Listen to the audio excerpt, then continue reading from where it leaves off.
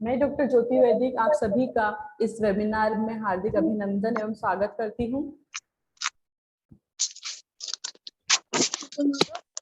World Health Research and Development Organisation अर्थात विश्व स्वास्थ्य शोध एवं विकास संस्थान भारत सरकार द्वारा रजिस्टर्ड संस्थान है, जो कि अनौपचारिक रूप से 2013 से वैकल्पिक चिकित्सा के क्षेत्र में विभिन्न सामाजिक एवं धार्मिक व मानवीय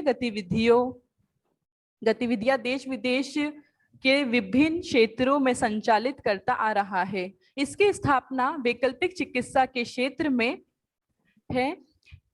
कार्यरत विभिन्न सुप्रसिद्ध चिकित्सकों के समूह ने मिलकर के की है, जिन सभी के एकमात्र उद्देश्य है,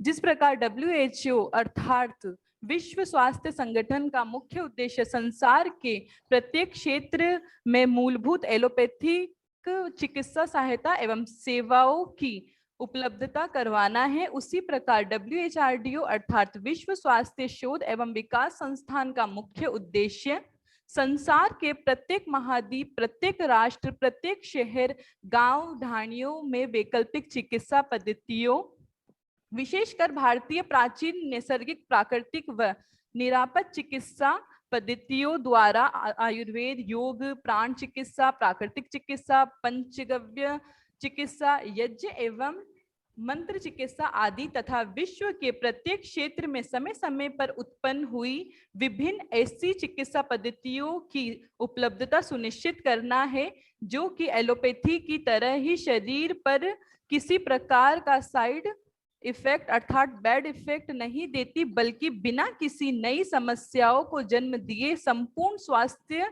उपलब्ध करवाती है। इनके अंतर्गत होम्योपैथी, एक्यूप्रेशर, एक्यूपंक्चर, फिजियोथेरेपी, बेच फ्लावर थेरेपी, हिप्नोटिज्म चिकित्सा आदि विभिन्न प्रकार की चिकित्सा की भी पद्धतियां सम्मिलित है। और उद्देश्यों के इसी क्रम में मानव शरीर तथा रोग क्या है तथा इसकी सहज घरेलू चिकित्सा एवं उपाय क्या क्या हो सकते हैं, इसकी शिक्षा का प्रचार प्रसार प्रत्येक सामान्य व्यक्ति तक सुनिश्चित कराना भी है, जिसके लिए विभिन्न वैकल्पिक चिकित्सा पद्धतियों में कई प्रमाण पत्र, डिप्लोमा व चिकित्सकीय डिप्लोमा पाठ्यक्रम भी विश्व स्वास्थ्य शोध एवं विकास संस्थान द्वारा उपलब्ध कराए जाते हैं, जिसके कई पाठ्यक्रमों की पढ़ने पढ़ाने की शिक्षण सामग्री भी, जिसमें पुस्तकें, हार्ड कॉपी अथवा सॉफ्ट कॉपी तथा वीडियो एवं ऑनलाइन लाइव लेक्चर आदि का भी प्रावधान उपलब्ध होता है, ये सम्मिलित है। तथा संपूर्ण विश्व में भारतीय नस्ल की गौशालाएं निर्मित कराए, मानवीय अति महत्वाकांक्षी विसंगति से उत्पन्न समिति प्राकृतिक संस्थानों के दोहन को रोकते हुए उसके लिए एक विकल्प उपलब्धता पर विचार करवाना एवं योजनाएं बनाते हुए विभिन्न राष्ट्रों का सहयोग लेते हुए उन्हें क्रियान्वित करना, पूर्व में संचालित किसी भी प्रकार के वैकल्पिक चिकित्सालयों की हार्दिक अथवा विभिन्न योजनाबद्ध तरीकों से सहायता करना, मानसिक रूप से दुखी, पीड़ित एवं त्रस्त मनुष्य का उत्साहवर्धन करते हुए उसके जीवन की दिशा प्रदान करना, विभिन्न सहकारी संस्थाओं, धार्मिक एवं सामाजिक तथा परोपकारी संगठनों से सम्मिलित करते हुए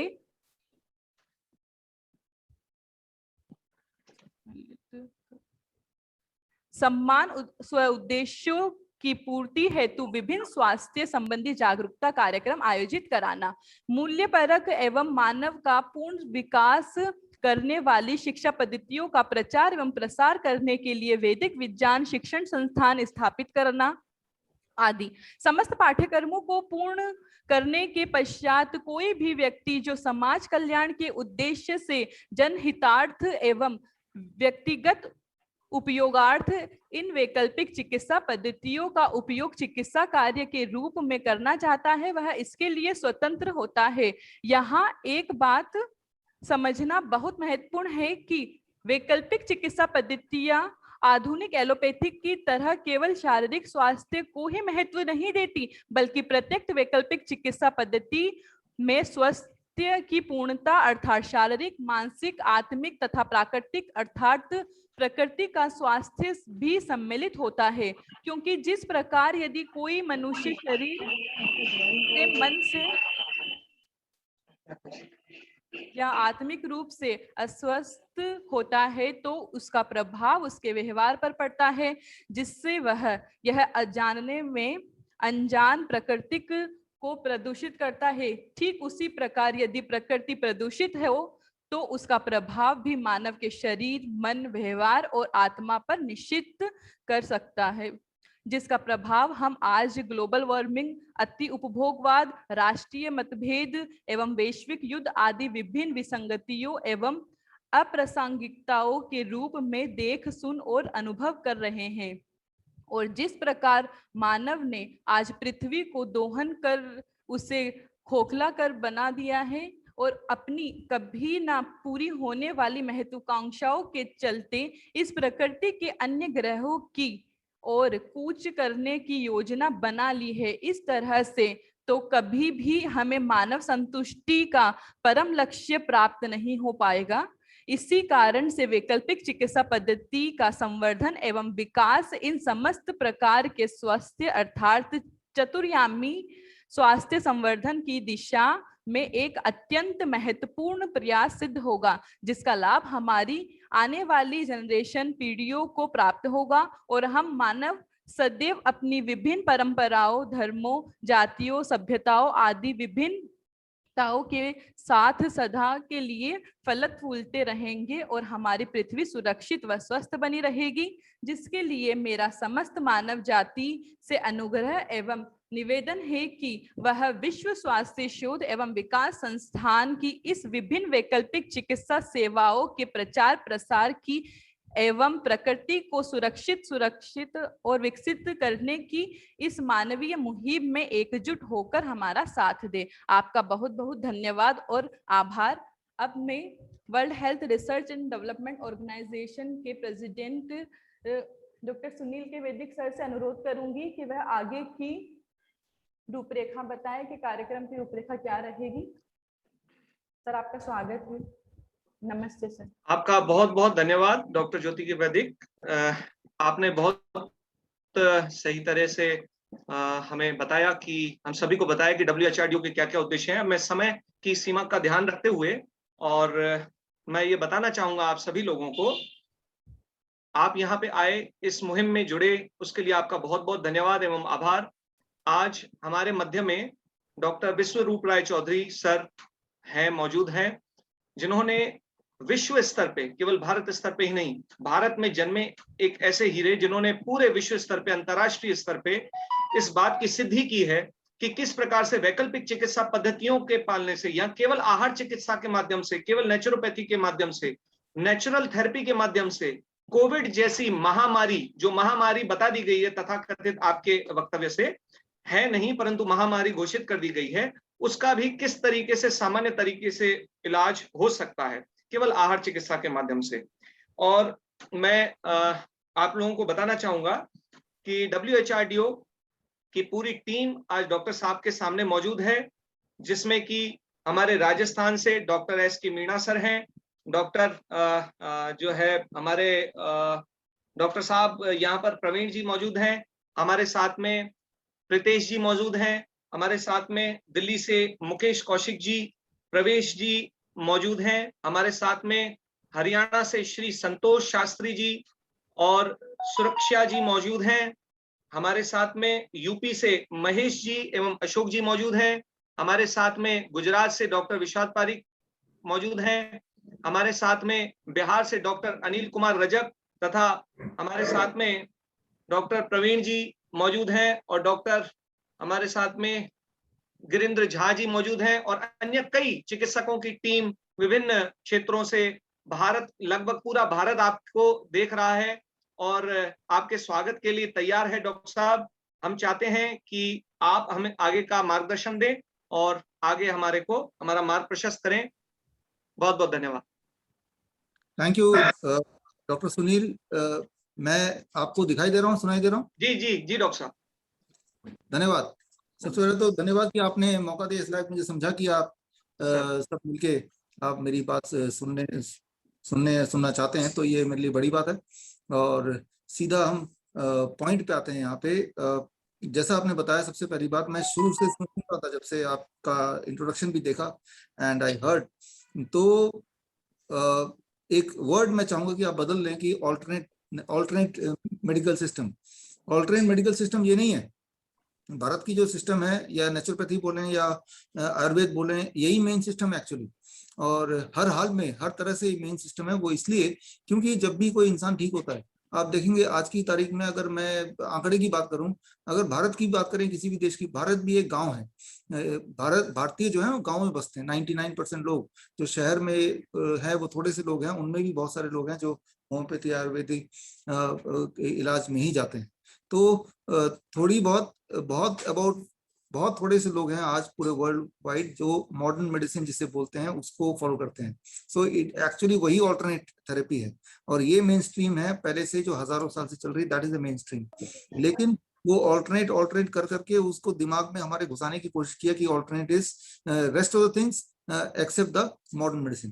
तो सबसे पहले तो आपकी ऑर्गेनाइजेशन की तरफ से एक मैसेज इसके बाद से जाए कि हम व्हेन वी से main stream medicine, it is homeopathy, it is Ayurveda, it is naturopathy. आप देखिए, जब भी हम ठीक होते हैं, हमारी हड्डियां जुड़ती हैं या कहीं इंजरी होती है तो वो ठीक होता है, तो वो कैसे होता है? वो दुनिया की कोई दवा नहीं है जो हड्डी को जोड़ पाए। कोई दवा है ही नहीं, लिटरली कोई दवा नहीं है, दुनिया की कोई दवा नहीं है जो आपकी स्किन को जोड़ पाए। वो लोशन वगैरह लगा देते हैं, लेकिन जो लोग लोशन लगाते हैं, डिटॉल लगाते हैं, सैफरन या बाकी सारी चीजें लगाते हैं, उससे उनके जो हीलिंग है वो डिले ही होता है। That is what is there in the evidences. तो फिर वो जुड़ता कैसे है? वो जुड़ता है सिर्फ एक ही चीज से, वो है आपकी अपनी immunity, and that is what is called naturopathy, right? Naturopathy बोले या आयुर्वेदिक मेथड से अपने आप को अपनी इम्यूनिटी बढ़ाते हैं, क्योंकि इम्यूनिटी बढ़ाने की भी कोई दवा नहीं बनी।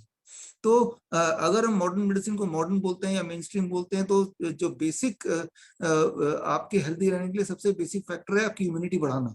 क्या कोई ऐसी मेडिसिन बनी है आज तक जिससे इम्यूनिटी बढ़ जाती हो? नहीं बनी है। अगर बनी है तो आप बताइए क्या नाम है उसका, आप टाइप करके कमेंट कर सकते हैं। There is no medicine ever made, modern medicine जिससे immunity. Sorry for the interruption sir please, मैं विद्युत भाई जी फ्रॉम कागड़ा बोल रहा हूँ। सर बहुत सारे फ्रेंड लोग वेट कर रहे हैं आपका बात सुनने के लिए। रूम इतना क्यों छोटा लगाया? 100 आदमी का बड़ा रूम है। मैं सुबह भी बोला था रूम बढ़ाने के लिए। मैं 100 से ज्यादा आदमी को मैंने फॉरवर्ड किया, उससे भी फॉरवर्ड किया। जी रूम बढ़ा। हाँ जी रूम बढ़ाने फोन किया था। हाँ जी हमारी सुबह से रूम को बढ़ाने की वो अभी चल रही है। अभी हमने करा था, लेकिन टेक्निकल बहुत सारे आदमी बैठा है। जी टेक्निकल टीम को अभी बात करते हैं हम। अभी टेक्निकल टीम से ही बात कर रहे हैं। Thank you. तो that is the first important thing, we have to start from the beginning, that is the immunity. और इम्यूनिटी बढ़ाने की कोई दवा नहीं है, कोई मॉडर्न मेडिसिन नहीं। इम्यूनिटी बढ़ाने के लिए आपके जो नेचुरोपैथिक सिस्टम है, वो धूप में बैठना हो या फल और सब्जी अपना लाइफस्टाइल मॉडिफाई करना हो, that is what leads to immunity. अब पिछले 1 साल में इम्यूनिटी को हमने बहुत अच्छी तरह जाना, इसके बारे में ज्यादा एम्फोसिस किया गया डायरेक्टली इनडायरेक्टली। तो शुरू करते हैं शुरुआत से, और मुझे लगता है मैं 15 से 20 मिनट लूंगा आपके, उसके बाद सवाल जवाब हैं तो, या 20 से 25 मिनट, उसके बाद क्वेश्चन आंसर के अकॉर्डिंग जो भी मैं बोलूंगा उसमें जरूरी नहीं कि हर बात को आपको मानना है। आपके दिमाग में सवाल है, डाउट है, उसको लिख के रखिए। आफ्टर दैट या आर्गुमेंट कोई एक डिस्कशन हो सकता है। तो आज ये मई 27, 2021, आज से करीब 1.25 साल पहले, जनवरी महीना 2020, क्योंकि आप मेडिकल फील्ड से तो आपको ये पता होना चाहिए या पता होगा भी, अचानक एक दिन 5 जनवरी को एक मैसेज आता है कि दुनिया में एक नया वायरस आ गया है। ये एक मैसेज आ गया, दुनिया में एक नया वायरस आ गया। वो फिर वायरस का नाम बता दिया, वो कोरोना, नोवल कोरोना वायरस, फिर नाम फिर बदल दिया SARS-CoV-2, फिर उसका एक बीमारी का नाम रख दिया COVID-19। तो इस तरह से 3-4 वर्ड हमारे डिक्शनरी में डाल दिए, जो डिक्शनरी में जनवरी से पहले जो वर्ड हमारे नहीं थे। तो ये हुई शुरुआत। यहाँ सबसे इंपॉर्टेंट बात, जब किसी ने ये बोला कि एक नया वायरस आ गया है, वो कोई भगवान से ऊपर से कोई एक आकाशवाणी नहीं थी, वो एक इंसान बोल रहा था। वो WHO में बैठा इंसान हो, हमारी हेल्थ मिनिस्ट्री में बैठा इंसान हो, लेकिन इंसान इंसान होता है। इंसान की बात तभी मानी जाएगी जब वो कोई सबूत देगा, कोई एविडेंस देगा। आज तक भी 1.25 साल हो गए हैं, सिर्फ एक स्टेटमेंट की नया वायरस आया है और जो कि नोवल कोरोना वायरस है। इसके अलावा there is no reference in any medical journal which prove कि ये वायरस नया है और पहले नहीं था, ऐसी कोई सबूत दी नहीं गई है। नंबर 1। नंबर 2 कि आपने देखा होगा पिछले 1 साल से इन्फ्लुएंजा से, फ्लू से, निमोनिया से कितने डेथ हुए भारत में या दुनिया में। इन्फ्लुएंजा, निमोनिया या फिर फ्लू, इन तीनों से जो डेथ हुए पूरे दुनिया में या भारत में, उसके आंकड़े आप निकालेंगे तो आप शॉक्ड रहेंगे। उसके आंकड़े हैं 0। राइट, पिछले 1 साल में निमोनिया से कोई डेथ नहीं हुआ, पिछले 1 साल में फ्लू से कोई डेथ नहीं हुआ, पिछले 1 साल में इन्फ्लुएंजा लाइक इलनेस से कोई डेथ नहीं हुआ। क्योंकि ये जो तीनों से जो डेथ होते थे हर साल, करीब 15 लाख 20 लाख डेथ होते थे, वो वाले डेथ के आंकड़ों को, उसी डेथ को अब कोविड डेथ बताया जा रहा है, क्योंकि कोविड के आते ही ये सारी बीमारियां गायब हो गई। राइट, साथ ही साथ कैंसर में जितने लोग मरते थे, हार्ट डिजीज में जितने लोग मरते थे, वो भी थोड़े थोड़े कम हो गए, क्योंकि वो सारी चीज भी कोविड के अंदर आ गई। वो कैसे? यूएस में अप्रैल महीने में सीडीसी ने गाइडलाइन बदला और वही गाइडलाइन आईसीएमआर ने मई में यहाँ पे बदला। और वो गाइडलाइन ये है कि जितने भी लोग मरेंगे अपने अपने कंट्रीज में, रेस्पेक्टिव कंट्रीज में, उनकी कोविड टेस्ट होगा और कोविड पॉजिटिव आएगा तो मरने का कारण कोविड लिखा जाएगा, चाहे फिर उसका मरना सुसाइड से हो, एक्सीडेंट से हो, what may be the reason.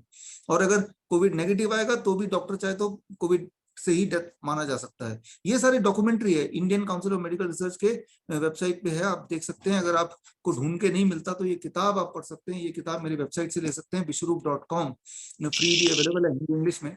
तो एज ए प्रैक्टिशनर आपको पहली बात ये समझना होगा कि पिछले 1 साल में क्या हुआ कि 3-4 बीमारियों के डेथ 0 हो गए। एक्चुअली इसका मतलब है कि वही बीमारी से जो डेथ होती थी, उसी बीमारी को नया लेबल लगा दिया, नया पोस्टर लगा दिया, उसी का नाम कोविड-19 रख दिया। अब कोविड-19 क्या है? अगर हम इसको फ्लू से कंपेयर करते हैं, इसके 2 आदमी मैं बिठा दूं यहाँ पे, एक फ्लू का पेशेंट है और एक कोविड-19 का पेशेंट है।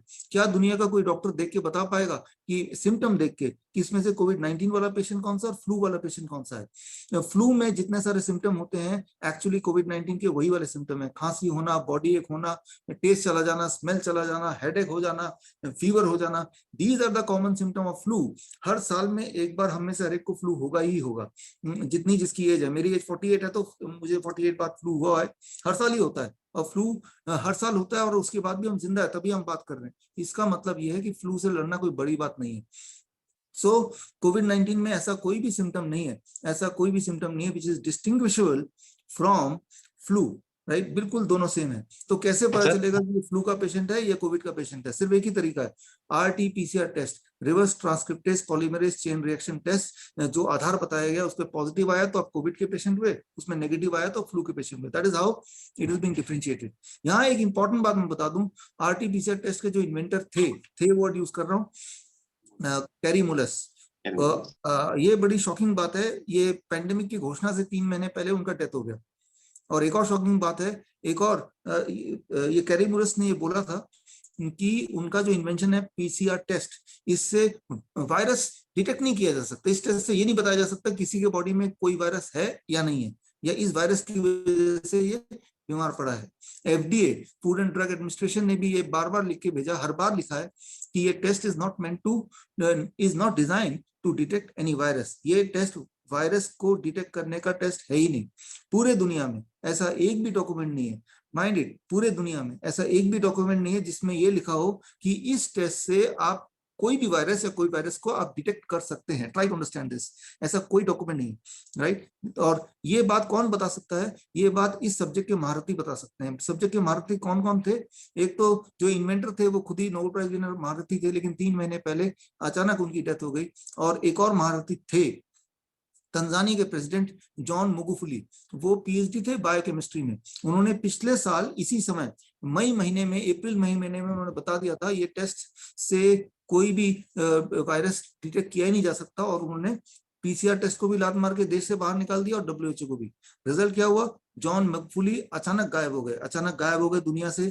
कुछ पता नहीं प्रेसिडेंट ऑफ तंजानिया कहाँ गए, ना तो तंजानिया देश के लोगों को पता, ना दुनिया को पता है। फिर अचानक 10 दिन बाद एक खबर आई थी पूरे दुनिया में कि वो उनका देहांत हो गया। तो आप ये इसको थोड़ा कनेक्ट कीजिए। तो यहाँ पे हम कंक्लूड करते हैं, थोड़ा जल्दी आगे चलते हैं।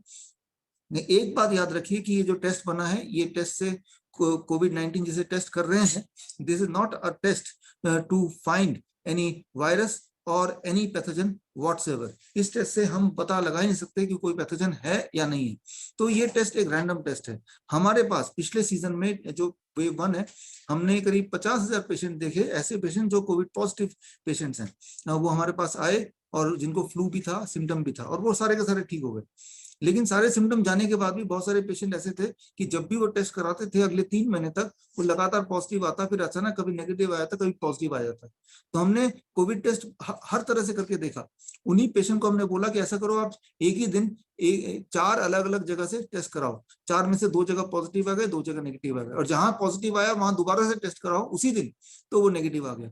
तो जैसे लूडो की वो छक्का जिसे बोलते हैं, डायस बोलते हैं, वो डायस में कब छक्का आएगा, कब 5 आएगा, वो रैंडम है। This test is very much random only, which is the basis, जिसको बेसिस मान लिया गया पेंडेमिक की घोषणा करने में, वो अपने आप में ही क्वेश्चनेबल है। That is one thing. अब आते हैं कि हमें क्या करना है। हमने पिछले सीजन 50,000 पेशेंट ठीक किए। इस सीजन जिसे वेव 2 बोल रहे हैं, इस सीजन में हमने करीब 5,000 पेशेंट ठीक किए। हमारे जयपुर में कोविड सेंटर है, हमारा अहमदनगर में कोविड सेंटर है, हिसार में, अकोला में अगले हफ्ते खुलने जा रहा है। तो इसमें सिर्फ 2 ही बात आप याद रखिए, तो सारा कुछ आपके पकड़ में आ जाएगा। 2 ही बात, जब जैसे कोविड-19 बोल रहे हैं, हम उसे फ्लू बोलते हैं, इन्फ्लुएंजा लाइक इलनेस बोलते हैं, एक्चुअली उसी कैटेगरी में है। यूके और यूएस ने अब जाके माना कि वो सेम कैटेगरी है, तो वो कोविड और इन्फ्लुएंजा दोनों को एक साथ ही काउंट करते हैं, ना कि अलग अलग। तब काउंट करते थे, लेकिन अब दोनों को मर्ज कर दिया है। बेसिकली दीज आर 2 और सेम थिंग, राइट। तो अब यहाँ पे क्या करना क्या होगा और कैसे बचना होगा। करना क्या होगा, इसमें एक बात समझ लीजिए कि हर साल आप क्या करते थे जब आपको फ्लू होता था ना, आप पहले तो छुट्टी ले लेते थे कि मुझे रेस्ट करना है, मुझे फीवर हो गया, और आप दूसरी चीज करते थे, खाना पीना बंद कर देते थे। क्योंकि जब खाना पीना हम बंद करते हैं तो क्या है कि हमारे स्टमक में जो 25% ब्लड सर्कुलेशन होता है ड्यूरिंग ईटिंग, वो ब्लड सर्कुलेशन बॉडी डाइवर्ट करके उसको इम्यून सेल को लगा देगी वायरस से लड़ने के लिए। तो जब भी आपको फीवर हुआ है, आज से पहले याद कीजिए, जब भी आपको इन्फेक्शन हुआ है, रेस्पिरेटरी इलनेस हुई है, फ्लू हुआ है, तब आपने सबसे पहली चीज बोला, मुझे खाना पीना नहीं है, ना ही मुझे काम करना है, मुझे रेस्ट करना है। क्योंकि जब आप रेस्ट करते हैं तो आप कम एनर्जी खर्च करेंगे, कम एनर्जी की जरूरत पड़ेगी, तो खाने की जरूरत कम पड़ेगी, और आपका बॉडी खुद ब खुद आपका टेस्ट और आपका स्मेल गायब कर देता है। अक्सर पहले टेस्ट गायब करता है। और याद कीजिए, खाने को आप देते हैं, नहीं मुझे स्वाद ही नहीं आ रहा, मुझे खाना ही नहीं है, वो जानबूझ के बॉडी कर देता है ताकि आप खाएंगे नहीं, तो ब्लड जो 25% ब्लड जो अदरवाइज स्टमक में डायरेक्ट होना था, वो 25% ब्लड बॉडी काम आएगा इम्यून सेल वो लड़ने के लिए वायरस से।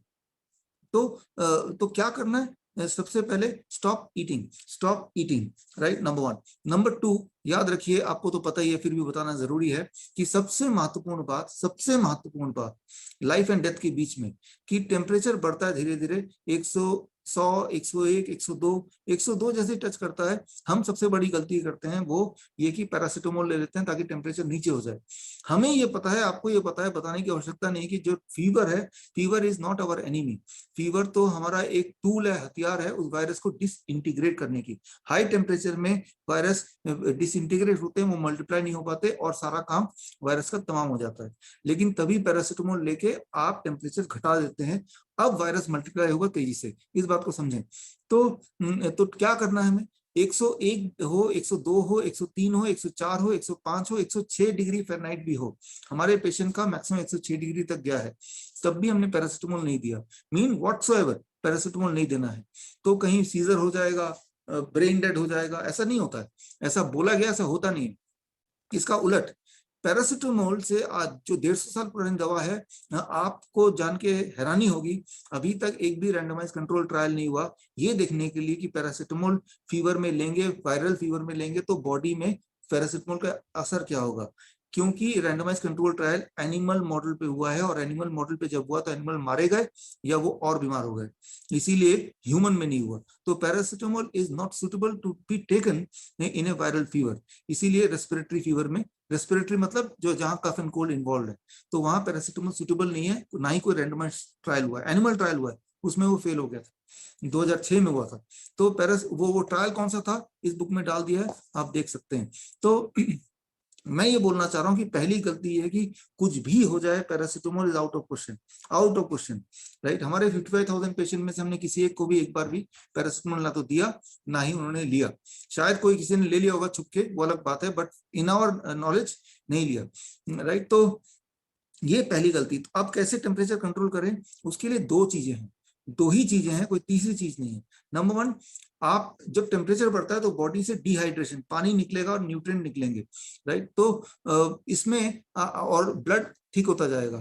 तो इस उसी स्पीड से पानी को रिप्लेनिश करना, वो कैसे, गॉड का बनाया हुआ mineral water that is called coconut water, नारियल पानी। कितना लेना है, जितना आपका वेट है। 60 kg वेट है तो 6 ग्लास नारियल पानी और 6 ग्लास सिट्रस फ्रूट जूस, मौसम्बी का जूस या संतरे का जूस या पाइनएप्पल का जूस, इनका मिक्स जूस भी, वो भी ताजा, ना कि पैक्ड। तो ये पहला दिन करना है, जिस दिन पहला सिम्टम आएगा you have to do this. जैसे ही वो पेशेंट ये करते हैं तो टेम्परेचर ऑलमोस्ट कंट्रोल में आने लगता है, लेकिन उसके बावजूद भी कुछ पेशेंट का 102 103 पहुंच सकता है।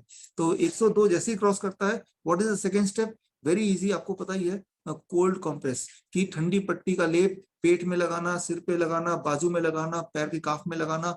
और ऐसा जैसे ही करेंगे 15 मिनट के अंदर दो चीजें होंगी, एक्चुअली तीन। पहली चीज, 15 मिनट के अंदर 1 डिग्री कम आ गया, 1 डिग्री कम आ गया तो आप the moment it is 1 degree less you stop cold compress, या फिर पेशेंट कांपने लगेगा। पेशेंट कांपने लगा, इसका मतलब कि बॉडी चाहते नहीं कि टेम्परेचर कम हो, तो क्या करना है, तो भी आपको कोल्ड कॉम्प्रेस छोड़ देना। या 15 मिनट हो चुके हैं ना, तो टेम्परेचर घट रहा है ना ही वो कांप रहा है, तब भी आप छोड़ दीजिए।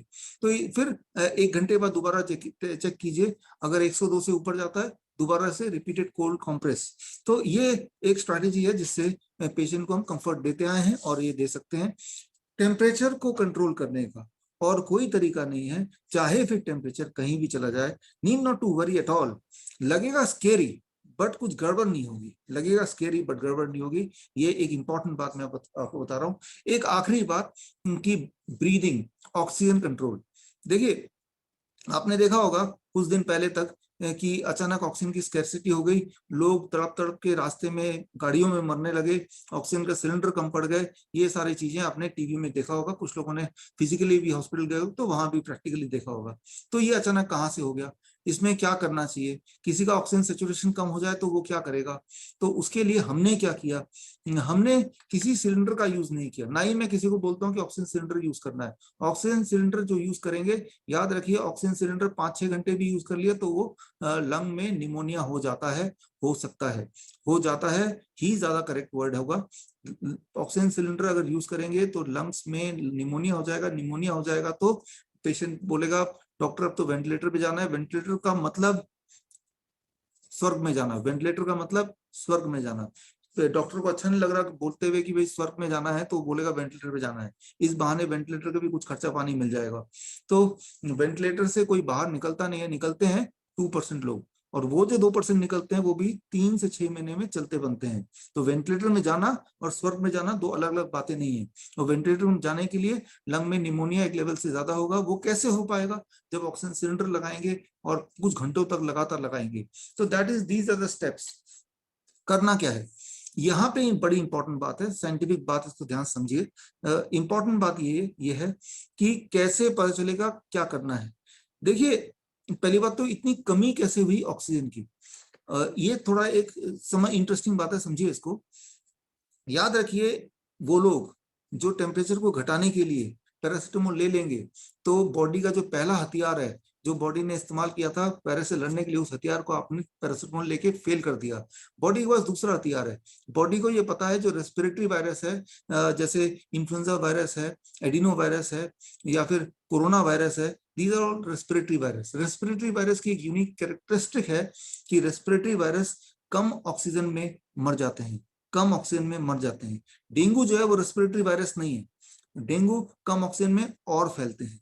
लेकिन respiratory virus including corona virus, influenza virus, adeno virus, rhino virus, ये सारे वायरस कम ऑक्सीजन में मर जाते हैं। तो बॉडी क्या करता है, उस वायरस को मारने के लिए एक दूसरी स्ट्रेटेजी अपनाता है, आपके अंदर आर्टिफिशियली ऑक्सीजन की कमी ला देता है जिससे वायरस मर जाए।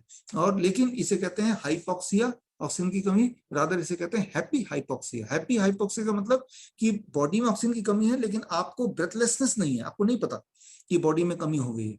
लेकिन यानी कि 2019 में, 2018 में, 2017 में जब जब आपको फ्लू हुआ होगा और तब भी हम में से बहुत लोगों को बॉडी के अंदर हैप्पी हाइपोक्सिया आ गया होगा लेकिन हमें पता ही नहीं चला होगा, और वो कुछ घंटे रहता है और वायरस सारे मर जाते हैं और बॉडी अपने आप ऑक्सीजन सैचुरेशन को बढ़ा देता है। This is a normal phenomena called happy hypoxia. जैसे जो लोग माउंटेन में जाते हैं तो माउंटेन में भी ऑक्सीजन कम हो जाता है, तो माउंटेन में अगर किसी का माउंटेनियर का अगर आप ऑक्सीजन सैचुरेशन चेक करेंगे तो 54, 60 ऐसे मिलेगा, लेकिन उनकी ब्रीथलेसनेस नहीं होगा, वो सांसें अच्छी तरह ले, उनको नहीं पता। तो बॉडी इस तरह की एडजस्टमेंट करता है आउटर एनवायरमेंट इनर एनवायरमेंट के हिसाब से, ऑक्सीजन को कम ज्यादा करता है, लेकिन आपको नहीं पता चलने देता, तभी से बोलते हैं हैप्पी हाइपोक्सिया। लेकिन इस साल क्या हुआ, 2020 में पूरे देश ने एक चीज सीख ली कि ऑक्सीमीटर कोई चीज होती है और सबने ये खरीद लिया, और ऊपर से ये डॉक्टरों ने क्या कर दिया, इनको बोल दिया कि अगर 95 से नीचे आ जाए तो समझ लीजिए हम मरने वाले हैं, आप ऑक्सीजन का इंतजाम कर लीजिए। याद रखिए जो बूढ़े लोग होते हैं 50 एज के ऊपर, उनका अक्सर 92, 93, 94, 95 स्टैंडर्ड रहता ही रहता है, मतलब वो हेल्दी हैं, कोई दिक्कत नहीं है, यूं ही रहता है, और ये ठीक भी है, कोई घबराने वाली बात नहीं है। लेकिन जब आपको फीवर होगा तो हम में से कुछ लोगों का ऑक्सीजन सैचुरेशन 88 से नीचे चला जा सकता है, लेकिन सांसों की दिक्कत नहीं होगी। Try to understand this. तो जब तक सांसों की दिक्कत नहीं है, ऑक्सीजन सैचुरेशन कितना भी है, नीड नॉट टू वरी, आपको ये चेक नहीं करना है। लेकिन आजकल लॉकडाउन में क्या हो रहा है कि लॉकडाउन में लोग खाली बैठे हुए हैं, डरते, टीवी देख रहे हैं, अपने आप को डरा रहे हैं, और बैठे बैठे कोई काम नहीं है, बार बार यूं ही चेक कर रहे हैं, और जब यूं ही चेक करेंगे तो कभी कभी 90 मिल जाएगा, 91, 92 मिल जाएगा, और वो पैनिक करेंगे, बोलेंगे जाओ जाओ ऑक्सीजन सिलेंडर लाओ, सिलेंडर लाओ, और इस तरह से ऑक्सीजन सिलेंडर की कमी, आर्टिफिशियल कमी बना दिया गया है।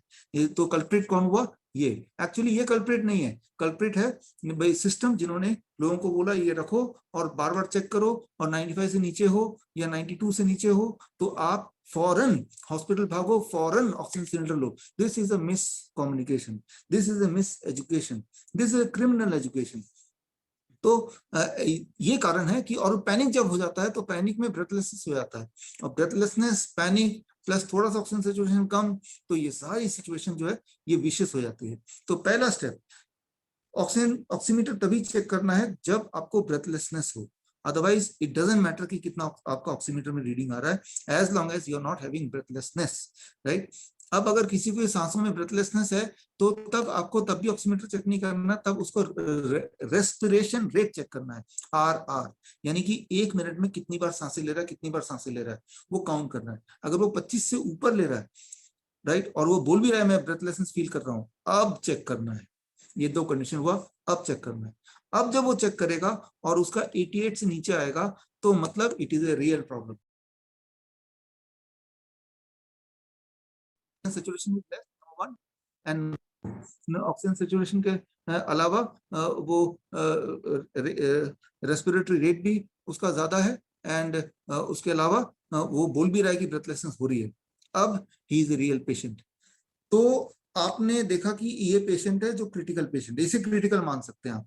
तो क्या करना है, तो हॉस्पिटल सेटअप में उसको ऑक्सीजन लगा देंगे इसी वक्त, जो ये पहला गलती। आपको क्या करना है, सिंपल, अगला 1 मिनट इस पूरे ट्रेनिंग का सबसे महत्वपूर्ण है, ध्यान सुनिए। जैसे मैं ऐसे बैठा हूं, ये जो पोस्चर है मेरा, आप देखिए इस पोस्चर को, सीधा बैठा हूं, तो ऐसे में मेरे जो ऑक्सीजन, जो लंग्स की कैपेसिटी है वो कम हो जाती है। अगर मैं खड़ा होता हूं तो ऐसे में भी मेरी लंग्स की कैपेसिटी कम हो जाएगी। तो ये 2 पोस्चर है, ऐसे बैठना या स्ट्रेट खड़ा होना, पेशेंट को ये 2 पोस्चर नहीं करना है। तो क्या करना है, अगर मैं ऐसे आगे झुकता हूं तो मेरी लंग की कैपेसिटी 15% बढ़ जाएगी। तो जैसे ही आपको कोई ऐसा पेशेंट मिले तो अक्सर आप देखेंगे वो पेशेंट सीधा बैठा होगा या फिर वो पेशेंट ऐसे ऐसे ऐसे पड़ा होगा। आपने अक्सर देखा गाड़ी में ऐसे पेशेंट पड़ा हुआ है और वो हाय हाय कर रहा है, तो ये जो ये पोस्चर है उसका, ये पोस्चर रिस्पॉन्सिबल है उसको ब्रेथलेसनेस करने के लिए। तो आपको उस पेशेंट को धक्का मार के बस आगे की तरफ झुक के बैठने बोलना, राइट। आपने कभी भी टीवी में देखा होगा या वैसे देखा होगा, पेशेंट यूं पड़ा होता है और कि जैसे मरने को तैयार है, ऊपर की तरफ देख रहा है। तो ऐसे में हार्ट लंग्स के ऊपर है और लंग्स की कैपेसिटी 20% कम हो गई, 20% कम हो गई। Try to understand this. तो अब उसको ब्रेथलेसनेस भी होगी, उसकी ऑक्सीजन सैचुरेशन भी कम होगा, उसका रेस्पिरेटरी रेट भी ज्यादा होगा, ये सारी चीजें गड़बड़ होंगी। तो आपको क्या करना है, उस पेशेंट को ऐसे लेटने नहीं देना है, आपको उसको बोलना है आप आगे की तरफ झुको, झुक के बैठो, और जैसे ही वो बैठेगा तो इतना करने से ही उसका रेस्पिरेटरी रेट कम होने लगेगा, ऑक्सीजन सैचुरेशन बढ़ने लगेगा, ब्रीदिंग प्रॉब्लम मिनिमाइज होने लगेगी। कितनी देर में? 10 मिनट, 15 मिनट में, दैट्स ऑल। अगर वो लेटना चाहता है तो देखिए, जब मैं पीठ के बल लेटूंगा, मान लो ऐसे लेटता हूँ पीठ के बल, राइट, लाइक दिस, तो भी मेरा हार्ट ऊपर है, तो दैट इज लीथल। तो कैसे लेटना? पेट के बल लेटना है, पेट के बल, जिसे प्रोन वेंटिलेशन बोलते हैं, जो हम पिछले साल से हम सिखा रहे हैं, इस किताब में पूरी ट्रेनिंग है उसकी। तो जैसे ही वो पेट के बल लेटेगा तो हार्ट नीचे है और लंग ऊपर है, लंग की कैपेसिटी 20% बढ़ गई और ऑक्सीजन सैचुरेशन बढ़ जाएगा। ये पहला स्टेप, तो पहला स्टेप बड़ा आसान है, उसका पोस्चर चेंज कर दो, लंग की कैपेसिटी बढ़ा दो, फर्स्ट स्टेप। दूसरा स्टेप क्या करना है? दूसरा स्टेप, ऐसा पंखा खरीद लीजिए, ये 200 रुपए का आता है, 150 रुपए का आता है, चाइनीज पंखा है, राइट। तो ये पंखा उसके नाक के आगे लगा दीजिए, जैसे मैंने लगाया, 6 इंच दूर, राइट। बैठा है या लेटा है, पोस्चर चेंज करने के बाद अब जब ये लगाएंगे तो ये ठंडी ठंडी हवा इस पार्ट में लगेगा, और इस पार्ट में जब ठंडी ठंडी हवा लगती है तो क्या होता है कि अंदर यहाँ रिसेप्टर्स हैं, वो रिसेप्टर स्विच ऑन कर देते हैं, lungs and heart and brain and lungs के मैचिंग को स्विच ऑन कर देते हैं, जिससे ब्रीदिंग जो एबनॉर्मलिटी थी वो एकदम कंट्रोल में आती है 5 मिनट या 7 मिनट में। तो ये बेस्ट है कि आपने पोस्चर चेंज किया और ये पंखा लगा दिया। और उसके बाद तीसरी चीज अगर कर पाता है पेशेंट, सांसों का लेना, जैसे गहरी गहरी सांसें इन लेना है, और जब छोड़ेगा सांस तो मुंह से छोड़ना है, जैसे सीटी मारते हो, फिर नाक से लेना, मुंह से छोड़ते वक्त सीटी मारते हो, चाहे लेटे लेटे या बैठे बैठे, जो पोस्चर, और फैन भी आगे लगा हुआ है। अगर नाक से सांस नहीं ले पा रहा है तो मुंह से लेगा, उसको बोलना है मुंह से सांस लो, मुंह से सांस छोड़ो, लेकिन छोड़ते वक्त। ये पहला पोस्चर, दूसरा ये फैन, और तीसरा ब्रीदिंग। जैसे ये तीनों करेंगे, अब ऑक्सीमीटर लगा के देखेंगे, आप हैरान हो जाएंगे, जादू की तरह हर 3-4 मिनट में 1 डिग्री परसेंट वाइज बढ़ता जाएगा। 1 घंटे में आप देखेंगे करीब 10% बढ़ जाएगा, 10%। 2 घंटे में देखेंगे कि वो नॉर्मल आ गया है, 70% वाला भी 90 में पहुंच जाएगा। हमने तो 40% वाले को भी 90 में पहुंचा दिया। तो लेकिन यहाँ पे ये देखना है कि जब वो 90 में पहुंच जाएगा तो उसे लगेगा अब मैं ठीक हो गया हूँ, अब मैं खड़ा होता हूँ। खड़ा होते ही एकदम से फिर ऑक्सीजन डिप करेगा, वो गिर भी सकता है, इसलिए उसको खड़ा नहीं होना है। इस पोस्चर में कुछ घंटों तक रखना पड़ेगा, और उसके बाद वो परमानेंटली ही ठीक हो जाएगा, परमानेंटली। तो कहाँ तो ऑक्सीजन सिलेंडर, कहाँ तो आईसीयू, कहाँ तो वेंटिलेटर, और कहाँ just with this posture change, with breathing change and with this fan, right, वो ठीक भी हो गया और हमेशा के लिए ठीक हो गया। तो ये जो छोटा सा साइंस है, ये कोई मेरा बनाया मेथड नहीं है, ये साइंटिफिक सारे एविडेंसेस इस किताब में मैंने बड़े ही एलॉबरेटली दिया है। और ज्यादा एलॉबरेटली आपको सारा टेक्निक चाहिए तो ये bishrup.com/CAAT में जाएंगे तो पूरा एक्सप्लेनेटरी सारे जर्नल के सारे रेफरेंसेस दिए हुए हैं। तो what I am talking about is not my invention, ये पहले से ही है, मैं सिर्फ उसको सिंप्लीफाई करके आप तक पहुंचा रहा हूँ।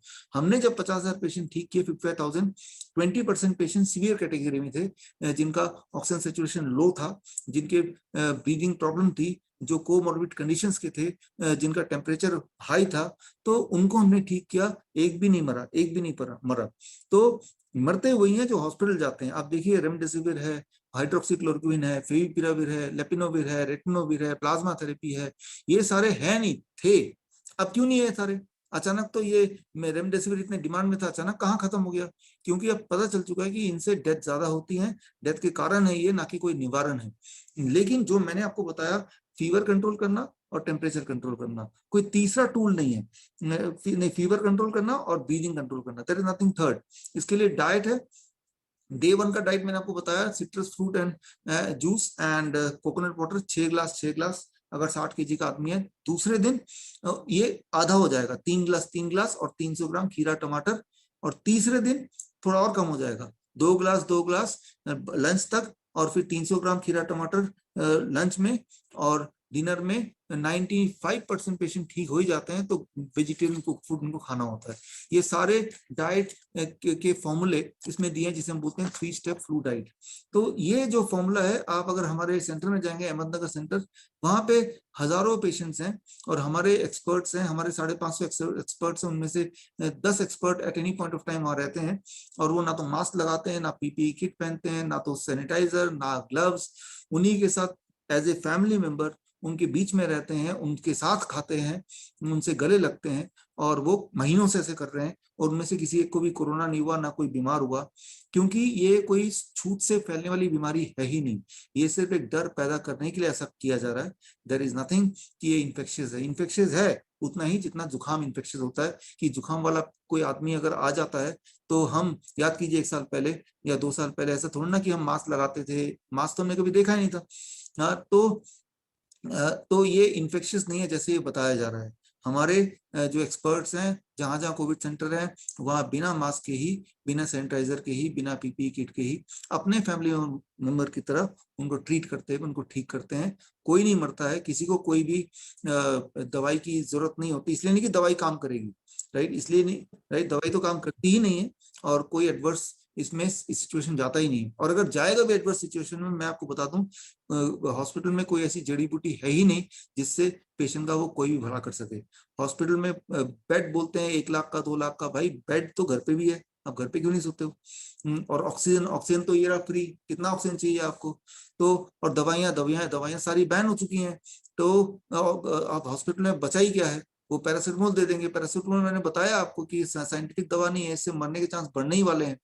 तो सिर्फ एक इंप्रेशन बनाया हुआ, जैसा आपने आज इस शुरुआत में बोला, मॉडर्न मेडिसिन, अपने आप को हमने बोला ऑल्टरनेट मेडिसिन, तो दिमाग में परसेप्शन बनाया हुआ है कि सबसे एडवांस चीज है, उसमें बचने की संभावना ज्यादा है। लेकिन अगर हम लिटरेचर वाइज देखें, साइंटिफिक डॉक्यूमेंट देखें, मेडिकल साइंस को देखें, देखिए मेडिकल इंडस्ट्री, जो हॉस्पिटल्स हैं, मेडिकल साइंस जो जर्नल्स में है, अभी जो मैंने आपको टॉक दिया, ये मेडिकल साइंस के बारे में बताया, मेडिकल साइंस इसके अंदर है। तो मैं मेडिकल साइंस के खिलाफ नहीं हूं, मैं मेडिकल इंडस्ट्री के खिलाफ हूं। और जो साइंस है, वो मेडिकल साइंस जो है, वो किसी एलोपैथी, किसी होम्योपैथी, आयुर्वेद का नहीं होता, वो सभी का है।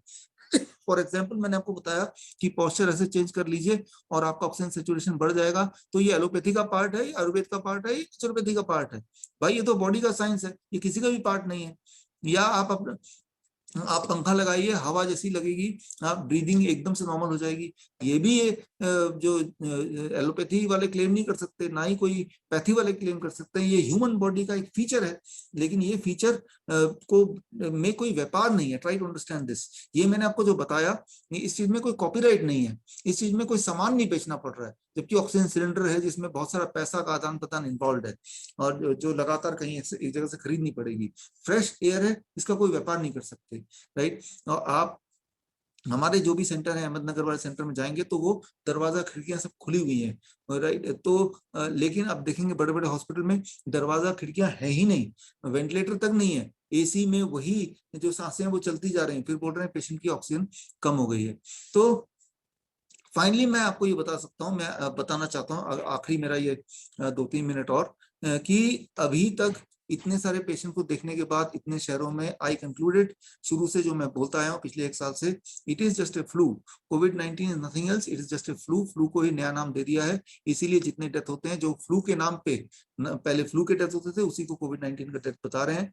और काफी सारे डेथ कोविड-19 से या फ्लू से नहीं हो रहे हैं, वो एक्चुअली वो ट्रीटमेंट से हो रहे हैं, इलाज से हो रहे हैं, राइट। या फिर अभी जो 70% जो डेथ हो रहे हैं, वो लोग हो रहे हैं जो वैक्सीन ले रहे हैं और उसके बाद उसके साइड इफेक्ट की वजह से मर रहे हैं, वो भी कोविड के खाते में आंकड़े डाल रहे हैं।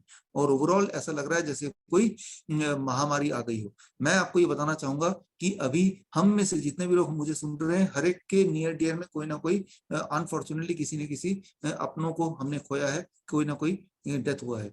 और ये बोला गया कि कोरोना की डेथ है। या तो मैंने क्लोजली देखा है वो वैक्सीनेटेड लोग हैं जो डेथ हो रही है, या फिर वो लोग जो हॉस्पिटल जा रहे हैं, रेमडेसिविर लग रहा है उनमें, तो उनकी डेथ हो रही है, स्टेरॉइड ले रहे हैं, उनकी डेथ हो रही है। तो उस डेथ को का कारण ट्रीटमेंट है, उस डेथ का कारण वैक्सीनेशन है, उस डेथ का कारण कोई वायरस नहीं है। This is something which you have to understand, right. अगर ऐसा होता तो हमारे पास जो पेशेंट आए हैं उनमें से कोई हमने नहीं देखा, कोई पेशेंट की डेथ नहीं हुई है, राइट। तो हमें क्या करना है, हमें एक साथ जुड़ना है, आपको हमसे जुड़ना है, हमें आपसे जुड़ना है, आप लोग इतने सारे लोग हो, और हम अभी जो मैंने सिंपल तरीका बताया ये तरीका लोगों तक पहुंचाना है, और अगर लोगों तक पहुंचा देंगे, हम अवेयर करेंगे, तो लोग खुद ही ठीक होने लगेंगे। They will not be dependent, उनको लगेगा नहीं कि हमें हॉस्पिटल जाना है, और जब हॉस्पिटल जाएंगे नहीं, जब वैक्सीनेशन करेंगे नहीं, वो मरेंगे भी नहीं। जब कोई मरेगा ही नहीं तो फिर, या देखिए हर साल कुछ ना कुछ लोग मरते ही हैं, लेकिन इस साल पिछले दो महीनों में एक्सेस डेथ हुआ, वो एक्सेस डेथ को हम बचा सकते हैं, यंग लोग जो मरे हैं उसको हम बचा सकते हैं अगर वो हॉस्पिटल नहीं जा रहे हैं तो हमें अल्टीमेटली एक साथ जुड़ के इस मुद्दे को आगे ले जाना है, लोगों में अवेयरनेस क्रिएट करनी है, सच बात लोगों के सामने रखना है, और इसी से ये पैंडेमिक या सो कॉल्ड पैंडेमिक या फेक पैंडेमिक ये खत्म हो सकता है। और इसी के साथ मैं अपना जो प्रेजेंटेशन है वो यहीं पे विराम देता हूँ। आगे की कार्रवाई के लिए डॉक्टर सुनील या जो भी है एंकर है वो टेक अप कर सकते हैं। सर एक कॉम्बी फ्लो जो दवाई बोलते हैं, मैं 1 मिनट में धन्यवाद देना चाहूंगा डॉक्टर विश्वरूप राय चौधरी सर का, जिन्होंने हमारे बुलाने पर, हमारे आवेदन करने पर हम सारे डॉक्टर्स को बहुत अच्छी तरीके से गाइड किया और हमें यह बताया कि यह जो भारतीय चिकित्सा पद्धति है, यह कोई अलग अलग चिकित्सा पद्धतियां, वास्तव में एलोपैथी चिकित्सा पद्धति नहीं है। अगर सही मायने में देखा जाए तो भारतीय चिकित्सा पद्धति ही मेन स्ट्रीम जो है मेडिसिन है एक तरह से। तो ये बात तो निश्चित हो गई हमारे यहाँ पे कि डॉक्टर साहब भारतीय चिकित्सा पद्धति का पूरी तरह से समर्थन करते हैं, और उन्होंने उसी के माध्यम से, आपने बताया 50,000 से भी ज्यादा मरीजों का आपने पिछले कोविड स्ट्रीम में जो है इलाज किया था, और केवल आहार चिकित्सा के माध्यम से, नेचुरोपैथी के माध्यम से, नेचुरल ट्रीटमेंट के माध्यम से आपने उनको ठीक किया। मैं एक छोटी सी सूचना यहाँ पे देना चाहूंगा, किसी टेक्निकल कारणों की वजह से यहाँ पर 100 से अधिक हम जोड़ नहीं पाए, उसके लिए मैं क्षमा चाहूंगा, लेकिन इसका रिकॉर्डिंग जो है हम जितने भी लोग हैं मिलने वाले, उन सभी को, जिन डॉक्टर्स हैं उन सभी को हम उपलब्ध कराएंगे। और मैं डॉक्टर साहब से अब एक निवेदन करना चाहूंगा। डॉक्टर साहब, यहाँ पर हमारे बहुत से डॉक्टर्स हैं, बहुत से ऐसे लोग हैं जो आपसे इसी संबंध में, जो आपने आज बातें कही हैं, उनके हृदय में बहुत सारे संशय पैदा हुए हैं, तो वो आपसे कुछ एक सवाल पूछना चाहेंगे। तो उनमें से एक सवाल मैं पहले आपसे शुरुआत करना चाहूंगा। जैसे आपने कही, जो बातें कही उनको लेकर के मेरा एक प्रश्न बनता है, क्या सारी चिकित्सा पद्धतियों की एक कॉमन लॉबी का संगठन नहीं किया जाना चाहिए, जो समय समय पर विभिन्न सेमिनारों में आपसी संवाद के माध्यम से भिन्न भिन्न बीमारियों में प्रत्येक चिकित्सा पद्धति की भागीदारी और भूमिका को स्पष्ट कर सके, और विश्व की विभिन्न सरकारों के सामने यह डेटा रख सके कि किस तरह से वैकल्पिक चिकित्सा पद्धति या फिर यह भारतीय जो मेन स्ट्रीम चिकित्सा पद्धति है, इनकी एक मिलकर के एक लॉबी बने, फिर चाहे ये आयुर्वेद हो, ये होम्योपैथी हो, ये एक्यूप्रेशर हो, जो ये निरापद, पूरी तरह से निरापद और प्राकृतिक चिकित्सा पद्धतियां, जिनके माध्यम से बिना किसी मोर्टेलिटी के या बिना किसी साइड इफेक्ट के हम चिकित्सा कर सकते हैं। कम से कम प्राथमिक चिकित्सा के स्तर पे तो इन वैकल्पिक चिकित्सा पद्धतियों का ही उपयोग किया जाना सुनिश्चित अगर हो सके, तो क्या ये उचित नहीं होगा कि हम सारे संगठनों को मिला करके सारी वैकल्पिक चिकित्सा पद्धतियों को मिलकर के एक लॉबी तैयार करनी चाहिए? इसमें थोड़ा डॉक्टर सुनील, यहाँ पे मैं 2 बात बताना चाहूंगा। पहली बात तो ये कि प्राथमिक तो छोड़िए, हर तरह की बीमारी, एडवांस बीमारी भी, इवन के फूड स्टेज कैंसर भी, आप सबको मैं ये रिक्वेस्ट करूंगा, ये किताब है one question that can save your life, ये अगर पढ़ेंगे तो आपको ये बात समझ आ जाएगी कि एडवांस बीमारी, चाहे गॉल स्टोन हो, चाहे तो फोर्थ स्टेज कैंसर हो, या हार्ट डिजीज हो, इवन हार्ट अटैक हो, या कार्डियक अरेस्ट हो, ये सारी जितनी बीमारियां जिनको हम एडवांस बीमारियां बोलते हैं, इसमें भी एलोपैथी का कोई रोल नहीं है।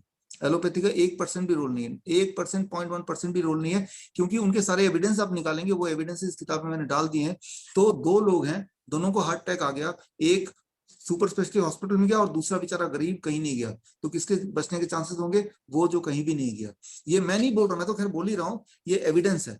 2 लोग हैं, दोनों को 4th स्टेज कैंसर पे हैं, और दोनों में से एक के पास बहुत पैसा है, वो देश का या दुनिया का सबसे बड़ा कैंसर हॉस्पिटल में गया, और दूसरे पास पैसा ही नहीं है तो वो कहीं नहीं गया। तो अब किसके बचने के चांस ज्यादा हैं, या जिंदा रहने के, या हेल्दी रहने के, या कम बीमार पड़ने के, जो कहीं जा नहीं पाया। ये मैं नहीं, मेडिकल साइंस में जो रैंडमाइज कंट्रोल ट्रायल हुए हैं उस ट्रायल का नतीजा बता रहा हूँ। 2 लोग हैं, दोनों की 300 ब्लड शुगर रहती है, एक वो जो मेटफॉर्मिन ले लिया या दवाइयां ले ली, और दूसरा वो पैसे नहीं है, वो किया ही नहीं। ऐसे लोगों को फॉलो अप किया गया फॉर 3 years से 3.5 years। तो जिन लोगों ने दवाई नहीं ली उनका ब्लड शुगर तो बढ़ता गया, लेकिन जिन लोगों ने दवाई ली उनका ब्लड शुगर नॉर्मल रहते हुए भी उनमें मोर्टेलिटी 22% ज्यादा थी, 22%।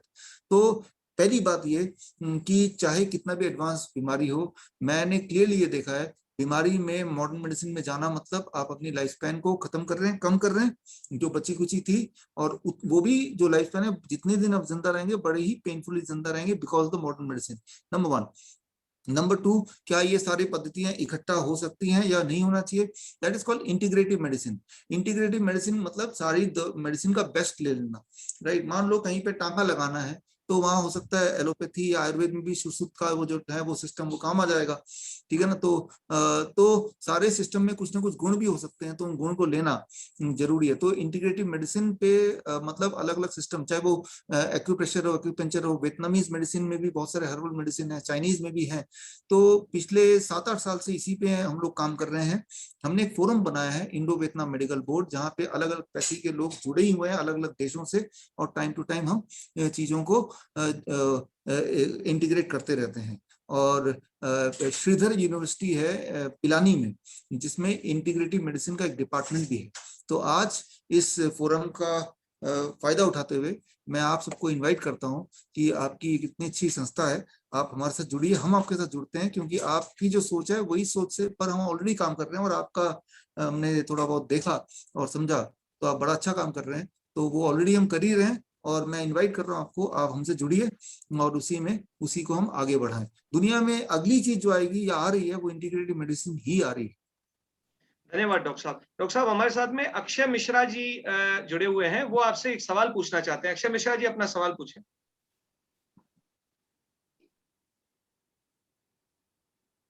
हाँ जी सर, मेरी आवाज आ रही है आपको? हाँ जी, यस। हाँ जी। ओके, नमस्ते सर।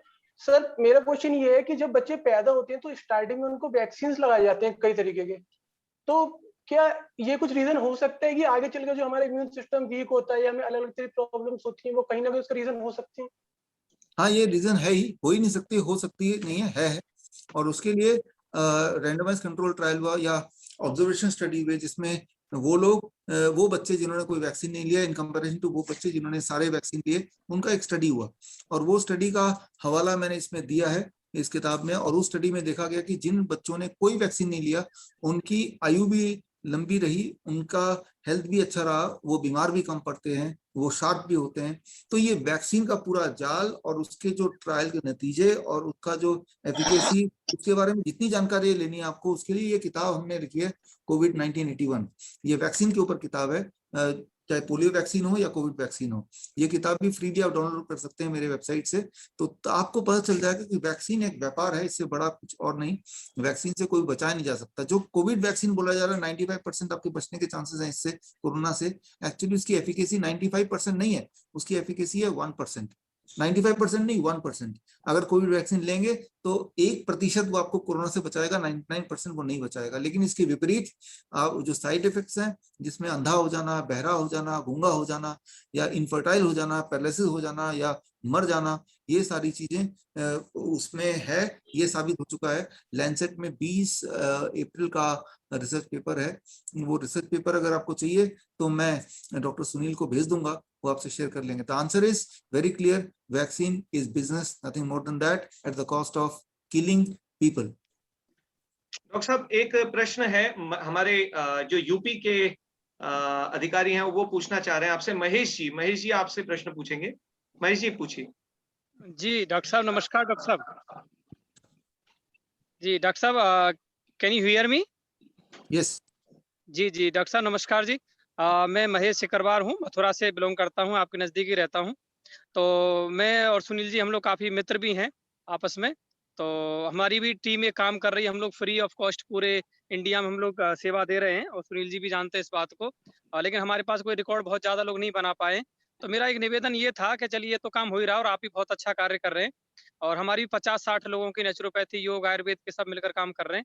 हम ये चाह रहे हैं कि जैसे अभी कल परसों हम लोगों ने देखा कि डॉक्टर लेले हैं, डॉक्टर शर्मा हैं, ये जो बड़ा बेइज्जती कर रहे हैं स्वामी रामदेव जी की। कभी-कभी मैंने आपके बारे में देखा है कि आपको भी खूब ये लोग करते हैं और कोई उनका प्रमाण नहीं, कोई तथ्य नहीं। लेकिन इनके खिलाफ कोई कुछ कार्रवाई नहीं होती कि आप सब लोग आप जैसे अलग चल रहे हैं, स्वामी रामदेव जी अलग चल रहे हैं। मैं चाहता हूँ कि हम सब लोग मिल करके कोई इनके खिलाफ कुछ ऐसा कुछ एक्शन लें, जिससे ये लोग कम से कम ऐसा ना करें ये। जी डॉक्टर साहब। देखिए, इसमें दो बातें हैं। फिर पहली बात तो ये कि बाकी रामदेव जी और बाकी लोग हम मिल पाए ना पाए, एटलीस्ट हम दोनों बात कर रहे हैं, तो मैं तो ये आपको अपनी तरफ से इनविटेशन दे ही रहा हूँ कि चलो हम दोनों तो आपस में मिल ही जाते हैं आज से, क्योंकि हम दोनों का तो एक ही गोल है क्लियर। तो हम लोग दो ऑर्गेनाइजेशन मिलके एक जुड़ ही जाते हैं। ये तो हुई पहली बात। दूसरी बात, अभी 24 तारीख को हमने सारे एविडेंस के साथ देश में सारे एमपी, देश में सारे एमएलए और प्रधानमंत्री और सारे चीफ मिनिस्टर और सारे डीएम को हमने एक चिट्ठी लिखा विद एविडेंस कि किस तरह से एलोपैथी ने कोरोना के नाम पे ये सारा किया, और ये 1 जून तक अगर ये लॉकडाउन नहीं बंद करते तो हम कोर्ट में जाएंगे। वो सारी तैयारी कर ली। हमारी 161 डॉक्टरों की टीम है। आप जुड़े जाएंगे तो और ज्यादा हो जाएगा। उनमें ज्यादातर एमबीबीएस एमडी हैं, डबल एमडी भी हैं, आयुर्वेद आचार्य भी हैं और होम्योपैथ भी हैं, सारे डॉक्टर। ये इसकी जो कॉपी है, जो हमने लेटर लिखा बाय कुरियर भेजा हमने, और विद एक्नॉलेजमेंट कि उनको ये एक्नॉलेज करना है कि उन्हें ये मिल गया। ईमेल भी किया, कुरियर भी किया, और एक्नॉलेजमेंट के साथ भी वो बाय पोस्ट जो कुरियर होता है उसकी बात कर रहा हूँ। और उसकी कॉपी अगर आपको चाहिए वो पेपर की, तो vishwarup.com/covid-court, कोविड COVID तो उसकी पूरी कॉपी और लिस्ट में कौन कौन से डॉक्टर शामिल है और कौन कौन से सबूत हमने दिए, वो हमने शुरू कर दिया है काम। और आप मैं डॉक्टर सुनील से लेके एक फॉर्मल तरीके से जुड़ने का सिस्टम बना लेंगे, ताकि टाइम पे हम जुड़ के और हमारी वॉइस और ताकतवर बने। और मैं भी ये मानता हूँ ज्यादा लोग जुड़े। जी डॉक्टर साहब, मुझे जानकारी है आपके इस लेटर वेटर के बारे में जानकारी है। जी डॉक्टर साहब। जी डॉक्टर साहब, आपका बहुत बहुत धन्यवाद। एक आखिरी सवाल मैं पूछूंगा, आपका समय बस 2 मिनट का ये डॉक्टर साहब का ये अंतिम सवाल होगा। डॉक्टर साहब, युवराज शिवराज जी हमसे जुड़ना चाह रहे हैं। वो कहना चाह रहे हैं कि उनको कोई जरूरी सवाल पूछना है उनके डैड से संबंधित, उनके पिताजी से संबंधित। युवराज शिवराज जी, आप पूछिए। युवराज शिवराज जी,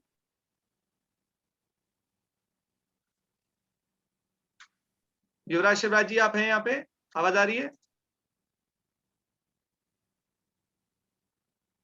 चलिए, कुछ टेक्निकल प्रॉब्लम होगी। डॉक्टर साहब, आपका बहुत बहुत धन्यवाद। आपने अपना अनमोल समय निकाल करके और हमें दिया, और हम डॉक्टर्स की टीम को, हम मानव के हितार्थ जो चलने वाली जो टीम है, हम चाहते हैं कि प्राकृतिक और आयुर्वेद सरीखी जो भारतीय चिकित्सा पद्धतियां हैं, वो पूरे विश्व में WHO के सामने, जैसे WHO एलोपैथी को लेकर के हर जगह प्राथमिक चिकित्सालय खोल रहा है, वैसे ही हम वैकल्पिक चिकित्सा पद्धतियों का जो है प्राथमिक चिकित्सालय खुले हर जगह पे, राष्ट्र के हर गांव ढाणी क्षेत्र में। तो मुझे अब ये जो सपना है वो सच होता दिख रहा है, और हम सब मिलकर के इस सपने को निश्चित रूप से सच बनाएंगे। हमारा पूरा सहयोग आपके साथ है डॉक्टर साहब।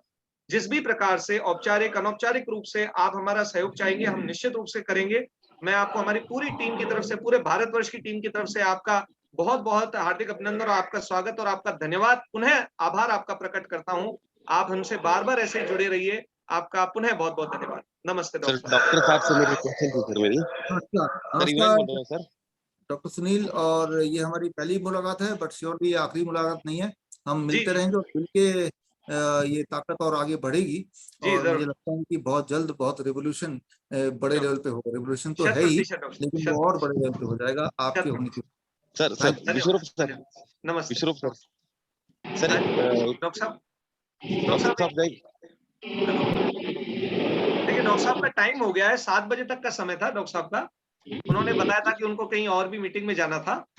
तो आपके कोई भी सवाल हैं तो आप अभी मुझसे पूछ सकते हैं। Respected doctor Sunil ji. जी रेस्पेक्टेड डॉक्टर सुनील जी, सादर प्रणाम जी। नमस्ते। मैं ये चाहूंगा सर कि आप जो टीम बनाएंगे ना, उसमें प्लीज ऐड मी आल्सो। उस टीम में मुझे जरूर, बिल्कुल सर। जी जरूर निश्चित रूप से, क्योंकि मैं भी इस राष्ट्र हित में अपना कुछ आहुति देना चाहता हूँ। जी जी, निश्चित रूप से। अभी मैं आप लोगों को बताना चाहूंगा, वर्तमान में पूरे भारतवर्ष में करीबन 8 से 10 स्टेट्स में हमारी टीम जो है बनकर तैयार हो गई है, और विश्व के कई ऐसे देश हैं जिनमें से भी लोग आगे आ रहे हैं, और वहां पर भी जो है WHO को WHO के समकक्ष खड़ा करने के लिए पूरी कमर कसे हुए हैं।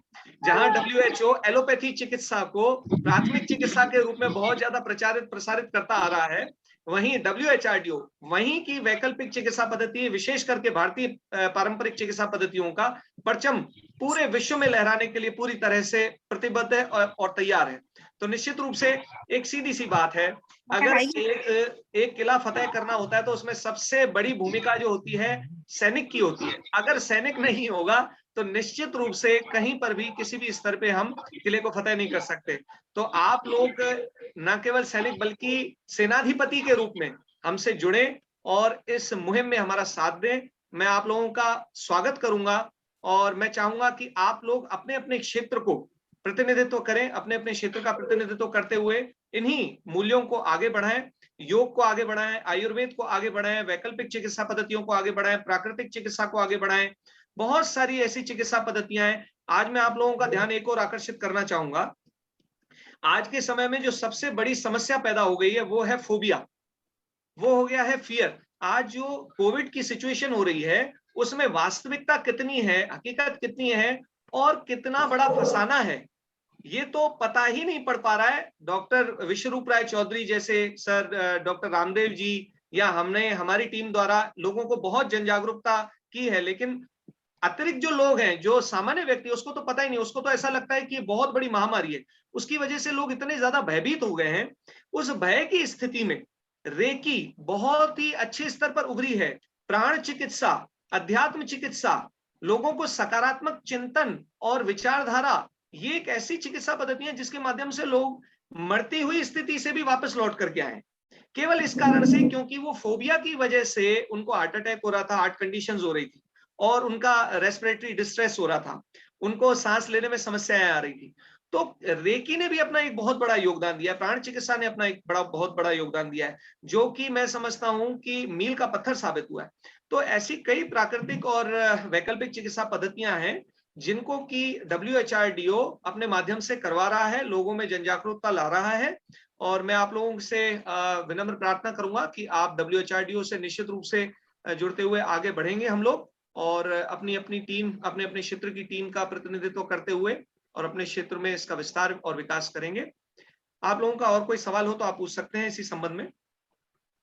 सर मेरा नाम विनीत हुड्डा है। हाँ जी, बोलिए। सर ये जैसे डॉक्टर विश्वरूप ने कहा कि दूध नहीं देना, पीना नहीं है दूध, तो सर छोटे बच्चों को क्या दें अगर दूध ना दे तो? देखिए, ये जो आपने सवाल किया, डॉक्टर विश्वरूप राय चौधरी ही उसका सही उत्तर दे सकेंगे, कारण कि ये उन्हीं के जवाब से ही संबंधित है। परंतु यदि मेरी विचारधारा अगर आप कहें, क्योंकि मैं आपको बता दूं मैं भी एक PhD शोधार्थी हूं और मैं MD हूं नेचुरोपैथी में, और वैकल्पिक चिकित्सा के क्षेत्र में ही मैंने अपना योगदान दिया है। पिछले कई वर्षों से मैं इसी क्षेत्र में हूं। देखिए, दूध जो है वो बच्चे को 0 से 5 वर्ष की अवधि में सर्वाधिक पचता है, पचने योग्य है, इसीलिए हम उसे दे सकते हैं निश्चित रूप से। लेकिन 5 से लेके 12 वर्ष की उम्र में दूध के पाचन की यही प्रक्रिया 60% हो जाती है, मात्र माने 40% तक जो दूध है वो नहीं पच पाता है। फिर 12 वर्ष से 18 वर्ष तक यही जो दूध है, इसी का पाचन जो है मात्र 40%, 30 से 40% रह जाता है। 18 वर्ष के पश्चात ये मात्र 10 या 15% रह जाता है।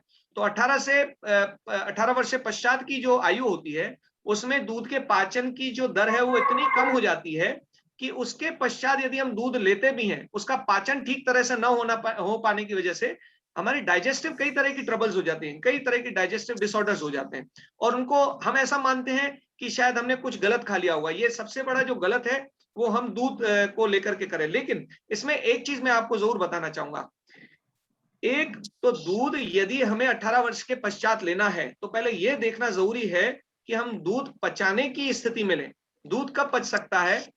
या तो आप उसके अंदर सौंठ यानी कि अदरक का जो सूखा पाउडर होता है उसको डाल करके, उसको उबाल करके और उसके बाद में उसे पिलाए तो दूध पच सकता है। अन्यथा दूध का पाचन 18 वर्ष की उम्र के पश्चात 10 या 15% ही रह जाता है और फिर आगे चल के वो गैस्ट्रिक फॉर्मेशंस करता है। दूसरी बात मैं आप लोगों को जरूर बताना चाहूंगा कि दूध चूंकि रक्त का ही एक उप उत्पाद है, रक्त से ही निर्मित होता है, निश्चित रूप से इसमें बहुत सारे विचार आएंगे सामने। निश्चित रूप से यह अहिंसक रूप से प्राप्त एक आहार है और मातृत्वता से ये मिलता है निश्चित रूप से। लेकिन यहाँ पर यह बात भी ध्यान देनी पड़ेगी कि जो दूध आहार के रूप में, जो विकल्प के रूप में हम ले रहे हैं, वह वही व्यक्ति पचा सकता है जो कि बलिष्ठ हो, बहुत ज्यादा अधिक मेहनत करता हो। बच्चों में यह मेहनत होती दिखती है, हम देखते हैं कि बच्चे कितना खेल कूद वगैरह करते हैं तो उसमें दूध पच जाता है, लेकिन जैसे जैसे व्यक्ति बड़ा होता जाता है उसकी मेहनत कम होती जाती है। तो यहाँ पर कई सारी बातें हैं जो देखने लायक हैं। सर मेरा एक क्वेश्चन है, युवराज बोल रहा हूँ। सुनील जी, मैं भी इसका एक जवाब दे सकता हूँ अगर समय है तो।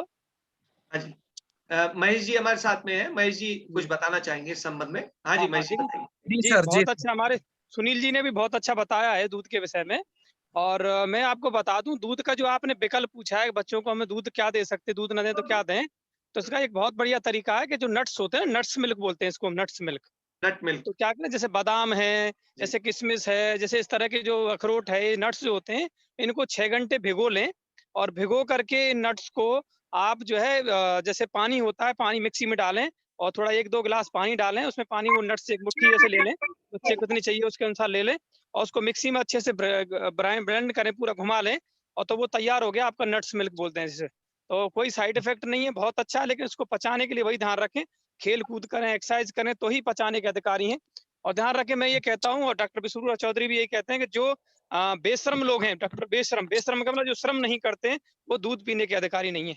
दूध वही उनको अमृत है, दूध अमृत है, गाय का दूध सच में अमृत है, अगर लेकिन उसको अमृत भी जहर बन जाता है अगर हम लोग उस दूध को डाइजेस्ट नहीं कर पाते, पचा नहीं पाते। जी thank you sir, thank you so much. वैसे हम लोग योगा करते हैं हम सब लोग तो, लेकिन मैं छोटे बच्चे के लिए क्वेश्चन पूछा था, वो बच्चा 9 मंथ का है हमारा। हाँ नहीं, 9 मंथ के बच्चे को नहीं, 9 मंथ के बच्चे को पिलाया जा सकता है, निश्चित रूप से पिलाया जा सकता है, लेकिन उस स्थिति में ध्यान रखिएगा कि अगर बच्चे को दूध के पाचन में थोड़ी सी समस्या हो रही है तो मात्र 1 चुटकी, सिर्फ मात्र 1 चुटकी जो है सौंठ पाउडर डाल करके उसको पिलाने में उसको कोई समस्या नहीं होगी। कोई दिन और में एक बार पिला देंगे ऐसे। जी हाँ जी, हाँ जी। छोटे बच्चे के लिए तो कोई दिक्कत नहीं, ज्यादा नहीं, थोड़ी मात्रा में आप जो है उसे पिला सकते हैं, अधिक बार भी पिला सकते हैं, उसमें कोई समस्या नहीं। जैसे मैंने बताया 5 वर्ष तक की उम्र में कोई समस्या नहीं देगा दूध। जी thank you sir, thank you so much. Welcome. Doctor साहब मैंने नंबर आपका ले लिया है, मैं आपको व्हाट्सएप करता हूँ, आप मुझे ऐड कीजिएगा उसमें अपने साथ में, जो भी आपका ग्रुप है। मेरा नंबर मैंने यहाँ पर लिखा भी हुआ है। जी आपने मैसेज में डाला था, वो मैंने वहां से कॉपी कर लिया है। जी मैं अभी और भी जो है मैसेज यहाँ पर भेज रहा हूँ, अपना मोबाइल नंबर लिख के भेज रहा हूँ, आप लोग मेरा मोबाइल नंबर लिख लें। और अभी कोई व्यक्ति सवाल पूछना चाहे तो प्लीज अपना नाम बताए पहले। सुनील जी मैं कुछ कहना चाहता हूँ, सुनील जी मैं कुछ कहना चाहता हूँ। हाँ एक बार नंबर बोल दीजिएगा आप, सर नंबर बोल दीजिएगा। युवराज जी 1 मिनट है ना, महेश जी कुछ बोलना चाह रहे हैं, महेश जी बताइए। हाँ मैं ये कहना चाह रहा हूँ कि हमारे जो स्टेट वाइज कार्यकारिणी जो गठन हो रहा है, अगर आप लोग हरियाणा, यूपी, दिल्ली, जहाँ किसी भी स्टेट से जुड़े हुए हैं, तो आप सब लोग जो सुन पा रहे हैं हमको, वो प्लीज जो WHRDO की अपनी जो संस्था है, वो स्टेट वाइज कार्यकारिणी जो गठित कुछ हो चुकी है, कुछ होने वाली हैं, तो आप अपने नंबर दें, आप कहाँ किस स्टेट से बिलोंग करते हैं, कौन से डिस्ट्रिक्ट से बिलोंग करते हैं, वो आप डालें, तो इसको हम लोग हो सकता है कि आप लोग अगर काम हम लोग चाहेंगे तो हम आपको ऐड भी करेंगे उस कार्यकारिणी में। जी यही कह रहा था। जी बहुत बहुत धन्यवाद। हाँ जी, किसी और को कोई सवाल पूछना हो तो बताएं। सर आपका नंबर एक बार बताइए। सौरभ बोल रहा हूं मैं। हाँ जी, कौन बोल रहे हैं? आपका नंबर रिपीट कर दीजिए। मैंने नंबर यहाँ पर लिखा है, मैं एक बार दोहरा भी देता हूँ फिर से, 70145 ओके 05985 70145 05985। मैं अपना नाम लिख के भेज देता हूँ, मैसेज में लिख देता हूँ ऑल को। सर अपना नाइस टीम मुंबई में है कि नहीं? हाँ जी, अपना नाइस टीम मुंबई में है कि नहीं? हाँ जी बिल्कुल, नाइस टीम मुंबई में है। डॉक्टर विश्वरूप राय चौधरी द्वारा गठित जो नाइस टीम है वो निश्चित रूप से मुंबई में है, और डॉक्टर विश्वरूप राय चौधरी WHRDO से जुड़ करके हम लोग जो अपनी टीम गठित कर रहे हैं, महाराष्ट्र के लिए भी गठित करेंगे। यदि आप लोग में से कोई महाराष्ट्र के लिए भी इंटरेस्टेड हो तो आप लोग हमसे बात कर सकते हैं, हमसे जुड़ सकते हैं। महाराष्ट्र में तो एक तो बहुत सर बड़ा युवराज है, बोल रहा मैं हूँ। वो देखा है मुंबई का। हाँ जी, हाँ जी, हाँ जी, युवराज जी बताइए।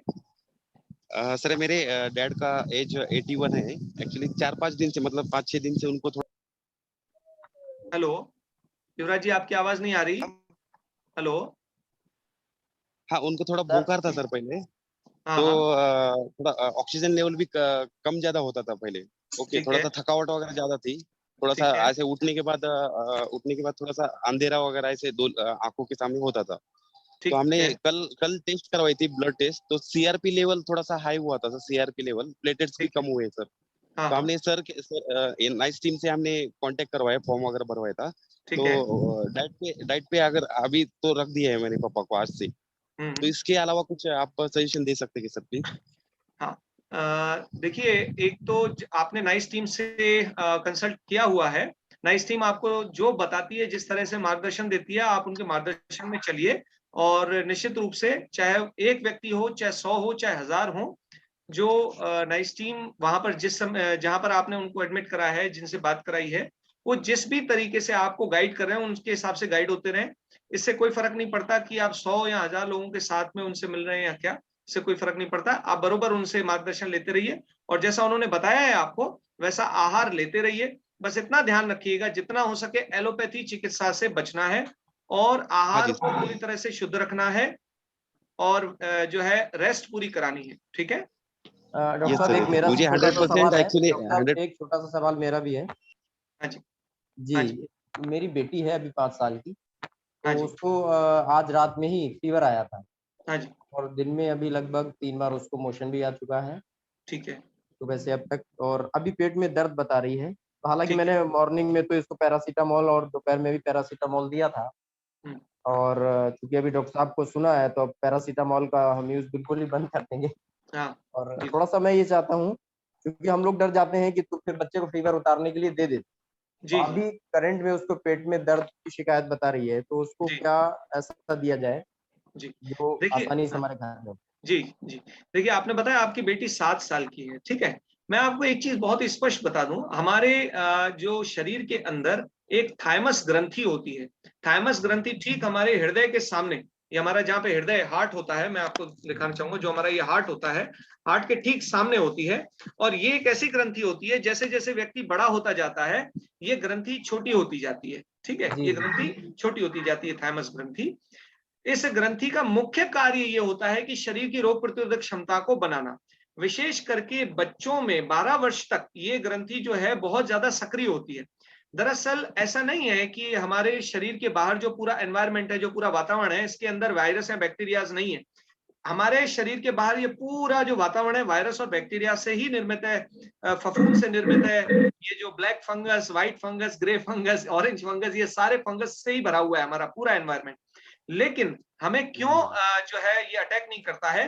क्योंकि हमारे अंदर जो थाइमस ग्रंथि थी, बचपन से जो सक्रिय थी, 12 वर्ष तक आते आते उसने अपना बहुत बड़ा कार्य कर दिया, और हमारे शरीर को रोग प्रतिरोधक क्षमता दे दी, विकसित कर दी। लेकिन ये जो 12 वर्ष का काल होता है, इसमें ये ग्रंथि जो है परिपक्व होकर के अपना कार्य करती है, जिससे व्यक्ति की शारीरिक क्षमता जो है बढ़ती है, जो इम्यूनिटी पावर है वो बढ़ती है। अगर हम इसकी क्रिया में बाधा उत्पन्न कर दें, अब इसकी क्रिया में जब भी कोई हमारे ऊपर वायरल या बैक्टीरियल इन्फेक्शन होता है, तो सबसे पहले हमारा शरीर रेस्पॉन्ड करता है। शरीर की अपनी एक भाषा होती है, बुखार के रूप में, खांसी के रूप में, जुकाम के रूप में वो आपसे बात करता है। हमें समझना है कि वो ये बताना चाह रहा है कि उसके शरीर के अंदर कुछ ऐसे विजातीय तत्व गए हैं, जिनको वो बाहर निकालने के लिए बॉडी को गर्म कर रहा है। तो ये एक इम्यूनिटी जी रेस्पॉन्ड है, ठीक है? ये थाइमस ग्रंथि के द्वारा किया गया एक इम्यूनिटी रेस्पॉन्ड है। अगर हम उसको सप्रेस करने के लिए पैरासिटामोल देंगे, तो क्या होगा कि हमारा इम्यूनिटी जितना डेवलप होना चाहिए वो नहीं हो पाएगा। तो ये जागरूकता की पहली बात है जो मैंने आपको बताई। तो क्या करना जी चाहिए, जी। इसका विकल्प क्या है? देखिए, इसके विकल्प के रूप में हमारे आयुर्वेद में बहुत सारी चीजें हैं। लेकिन अगर आहार, सामान्य आहार चिकित्सा की बात करें, तो केवल मात्र सिट्रिक फ्रूट, केवल मात्र सिट्रिक फ्रूट, जो कि अभी नाइस टीम भी दे रही है, केवल मात्र जी सिट्रिक फ्रूट में इतना सामर्थ्य है कि यदि एक दिन, पूरा दिन जो है करीबन आप 5 से 6 बार की 5 से 6 बार में, और एक निश्चित मात्रा में आयु के अनुसार अगर सिट्रिक फ्रूट का जूस पिला दें, तो व्यक्ति का एक ही दिन के अंदर बुखार चला जाता है। किसी जी किसी व्यक्ति का 2 दिन के अंदर जाता है, वरना एक ही दिन के अंदर बुखार जो है चला जाता है। और 3 दिन में तो पुराना से पुराना भयंकर बुखार भी चला जाता है। तो इस सिट्रिक फ्रूट को किस रूप में ले सकते हैं हम? देखिए, जब ऑरेंजेस आती हैं, ऑरेंजेस का मौसम होता है तो ऑरेंजेस ले लेनी है, नारंगी संतरे ले लेने हैं। लेकिन जब वो चले जाते हैं तो माल्टे आते हैं, कीनू आते हैं, या फिर मौसमियां रहती हैं। मौसमियां तो लगभग पूरे मौसम भर या 12 महीने भी रहती हैं। लेकिन इसके अलावा अनानास का जब सीजन आता है तो अनानास लें। जितना हो सके सीजनल जो सिट्रिक फ्रूट है उसका जो है सेवन करें आप लोग, या जिसको भी बुखार होता है उसको एक निश्चित क्वांटिटी में दिन में, जैसे आपकी बेटी जो 7 साल की है उसे दिन में 4 से 5 बार, पहले दिन में 5 बार करीबन जो है आधा ग्लास आप उसे पिलाएं। तो और इसके अलावा नारियल पानी आप उसे पिलाएं, और नारियल पानी दिन में 3 से 4 बार पिला सकते हैं, आधा ग्लास की मात्रा में। 5 बार भी पिला सकते हैं अधिकतम। ये पहले दिन की आप डाइट रखें, उसके बाद में अगले दिन इसकी आधी मात्रा कर लें, और साथ में जैसे शाक सब्जी है उसे आप दिन तक उसकी मात्रा और कम करते हुए जूस की, और फिर जो है आप शाक सब्जी पर देते हुए रात्रि में, जैसे बताया जाता है राइस स्टीम के द्वारा, कि आप उसे सामान्य भोजन दे सकते हैं खिचड़ी दलिए के रूप में। तो अगर हम ये 3 दिन का ये प्रबंधन करें, ये क्लिनिकल प्रबंधन करें, तो उसके माध्यम से हमें बहुत ज्यादा फायदा हो सकता है। ठीक है। एक्चुअली डॉक्टर साहब, उसको एक ऐसी बीमारी डायग्नोस हुई है जो कि मैंने एम्स में भी दिखाया है। तो अभी मात्र 5 साल की है, एटेक्सिया टेलेंजेक्टिसिया करके एक बीमारी है जो कि जेनेटिक है। तो मॉडर्न साइंस ने तो उन्होंने तो बता दिया है कि इसका कोई, मॉडर्न मेडिसिन में इसका कोई ट्रीटमेंट नहीं है। आप एक काम कर सकते हैं, उससे संबंधित, बच्ची से संबंधित जो मेडिकल रिपोर्ट्स हैं आप मेरे साथ साझा कीजिएगा, फिर उसका जो मिल करके मैं आपको बताऊंगा कि किस तरीके से उसका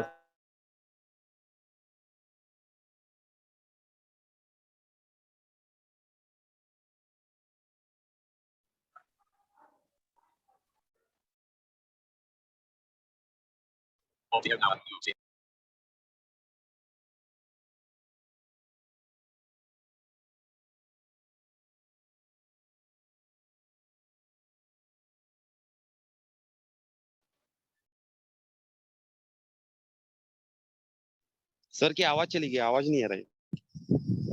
हेलो सर, आपकी आवाज नहीं आ रही। हाँ जी, अभी आ रही है? अभी आ रही है? Yes sir. मैं आप सभी का बहुत बहुत धन्यवाद करूंगा कि आपने धैर्यपूर्वक इस पूरी मीटिंग को ज्वाइन किया, और मैं आप सभी से ये आशा करता हूं कि वैकल्पिक चिकित्सा पद्धतियों, विशेषकर भारतीय चिकित्सा पद्धतियों, योग को, आयुर्वेद को, प्राकृतिक चिकित्सा को, जड़ी बूटी चिकित्सा को, आहार चिकित्सा को आप अपने जीवन में किसी भी विकट स्थिति में, किसी भी स्वास्थ्य संबंधी समस्या में प्राथमिक चिकित्सा के रूप में उपयोग करेंगे। हमारा कोई भी विरोध एलोपैथी चिकित्सा से कदापि न था, न है, न रहेगा। एलोपैथी चिकित्सा को सेकेंडरी मेडिसिन के रूप में आपातकालीन स्थिति में, ट्रॉमा की कंडीशन में हम उपयोग करें। हम दैनंदिनी में तत्काल हमें बुखार जुकाम या कुछ भी छोटा मोटा अगर पेट दर्द वगैरह भी होता है, जो हमारी आदत बनी हुई है सीधे ही एलोपैथी चिकित्सा की ओर जो हम भागते हैं, वो हम ना करें। वैकल्पिक चिकित्सा का हम सर्वप्रथम उपयोग करें प्राथमिक चिकित्सा के रूप में। यदि किसी कारण से, जो कि मैं समझता हूं 99% कोई ऐसा कोई रीजन नहीं होता कि हमारे शरीर का कोई भी रोग इन चिकित्सा पद्धतियों से, जो वैकल्पिक चिकित्सा पद्धतियां, इनसे ठीक ना हो। यदि किसी कारण से 1% नहीं हो पा रहा है तो हमारा विरोध नहीं है। एलोपैथी चिकित्सा ने कई मरती हुई जिंदगियों को बचाया है, निश्चित रूप से उसके लिए हम उसका भी सम्मान करते हैं। लेकिन साथ ही साथ हम हिदायत भी देंगे उन एलोपैथिक चिकित्सकों को जो ऐसा डर का माहौल पैदा कर देते हैं सामान्य व्यक्ति के लिए, सामान्य जन के लिए, कि वो न चाहते हुए भी एलोपैथी चिकित्सा की शरण में चला जाता है, और उसके परिणाम स्वरूप क्या होता है, उसका लेने कुछ और जाता है, किसी और बीमारी का इलाज कराने जाता है, और लेकर कोई अन्य बीमारियां आ जाता है साथ में, और पूरा जीवन भर उन सारी दवाइयों के साथ में वो चलता रहता है। तो मेरा आप सभी लोगों से आग्रह है, इस जन जागरूकता के अभियान में WHRDO के साथ में जुड़े। WHRDO की इस मुहिम के साथ में आगे जुड़ते हुए अपने अपने क्षेत्रों में अपनी अपनी टीमें गठित करें। और मैं आप लोगों को एक और जानकारी देना चाहूंगा, जो लोग वैकल्पिक चिकित्सा को अपनाते हुए चिकित्सक बनकर अपने अपने क्षेत्र में सेवाएं देना चाहते हैं, तो वो लोग, उन लोगों का स्वागत है। हम उन लोगों को पूरी तरह से तैयार करेंगे, उनको चिकित्सकीय जानकारी देंगे, वैकल्पिक चिकित्सा की विभिन्न चिकित्सा पद्धतियों से उनकी पहचान कराएंगे, उनका उपयोग कराने के लिए उनको अधिकृत करेंगे, और क्षेत्र में सेवाएं देने के लिए उनको आगे बढ़ाएंगे। आप लोगों का बहुत बहुत धन्यवाद। नमस्ते। सर आपसे अगर जुड़ना है आपके टीम से तो क्या करना पड़ेगा? आप हमारी टीम से जुड़ने के लिए मेरा नंबर तो है ही, आपका सीधा मुझसे संपर्क कर ही सकते हैं। साथ ही WHRDO का जो अधिकृत नंबर है आप वहां पे भी संपर्क कर सकते हैं। WHRDO की जो वेबसाइट है उसमें नीचे उसका कॉन्टैक्ट नंबर दे रखा है, वहां पे भी आप बात करके जुड़ सकते हैं हमारी टीम से। Thank you sir, thank you sir, proud of you sir, proud of you sir.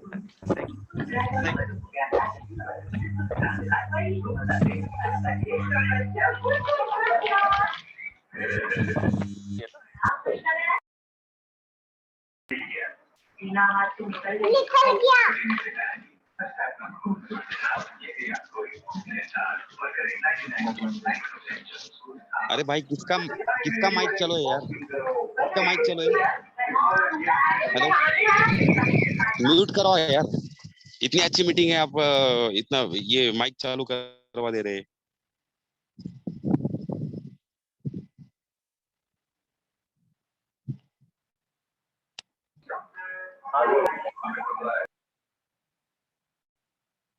कम से कम सर जब बात कर रहे थे तब तो कम से कम म्यूट तो करना चाहिए था, इतनी अच्छे आप इंफॉर्मेशन दे रहे हैं, समझना चाहिए ना सर।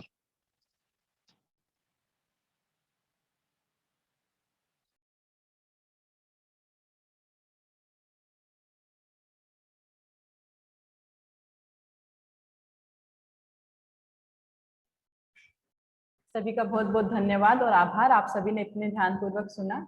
मीटिंग ओवर करते हैं, सभी को नमस्ते, शुभ संध्या। Thank you ma'am, thank you. Thank you ma'am. Next meeting कब रहेगी मैम? वो जल्दी ही आप सबको सूचित किया जाएगा कि कब होगी।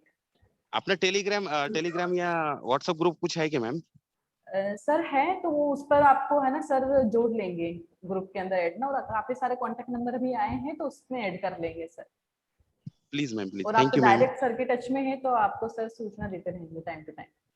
एक्चुअली हमने ये मैंने तो फर्स्ट टाइम मीटिंग ज्वाइन करवाई है। सर का परिचय मतलब ये अपना सेंटर कहाँ पर है एक्चुअली सब मैम? सर आपको पूरा गाइड कर देंगे सर, ऑफिशियली अपन कॉल पे बात करते हैं, ठीक है? मीटिंग ओवर करते टाइम हो गया है। नमस्ते सर ना, नमस्ते। Okay, thank you.